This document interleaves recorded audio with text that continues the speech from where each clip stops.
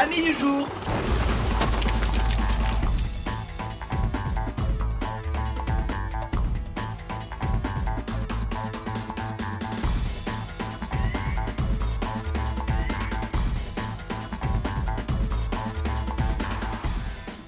Ah, Christopher Nolan, tout le monde le considère, à tort selon moi, comme un grand metteur en scène.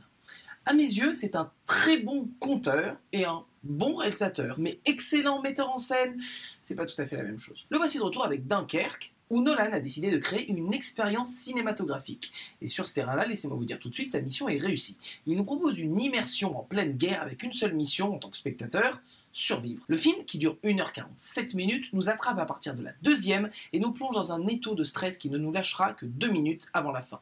Pour s'assurer notre totale attention, Nolan va plus loin en structurant, ou déstructurant, c'est selon, sa narration en 3 temps. 1 semaine, 1 jour et 1 heure. Au regard du film dans son intégralité, cette singularité n'apporte rien à l'œuvre, autre que booster la tension, bien entendu. Pas de twist shyamalanien ou quoi que ce soit de ce genre, juste de la tension, de la tension, de la tension.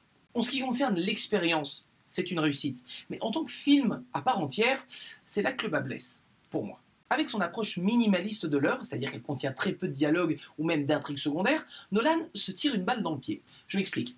Il veut que nous soyons impliqués dans son histoire sans trop vouloir nous en dire. Ce qui, dans un premier temps, fonctionne, mais pas sur le long terme. Par exemple, et c'est le point négatif principal du film à mes yeux, nous n'apprendrons rien sur les personnages. Je veux dire, littéralement, il n'y a que le père sur le bateau et le jeune qui y embarque qui ont chacun un élément de backstory.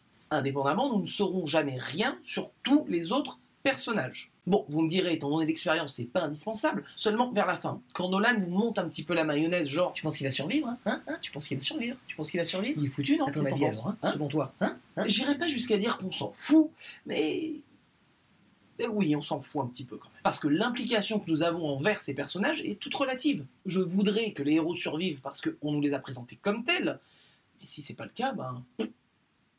en vrai, je m'en fous. Certains parlent pour ce film d'aspect documentaire, et c'est vrai, seulement, même certains documentaires ont un aspect plus empathique au niveau des personnages présentés.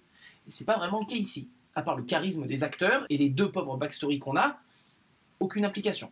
Indépendamment de t'as pas envie de voir un être humain mourir parce qu'il a l'air gentil ou il est dans le camp des gentils. Après, attention, c'est probablement l'un des films les mieux réalisés de Nolan. Bon, en même temps, quand t'as toutes les plages du Nord juste pour toi, c'est pas très difficile. Mais je veux pas le casser inutilement. Je dis juste que bon, il a quand même un bon terreau de base. Le parallèle qu'on pourrait faire par rapport à la filmographie de Nolan, ce serait avec l'excellent et sous-estimé Insomnia, dans lequel Al Pacino est à la poursuite d'un serial killer, Robin Williams, en Alaska, à une période où le soleil ne se couche plus pendant plusieurs mois.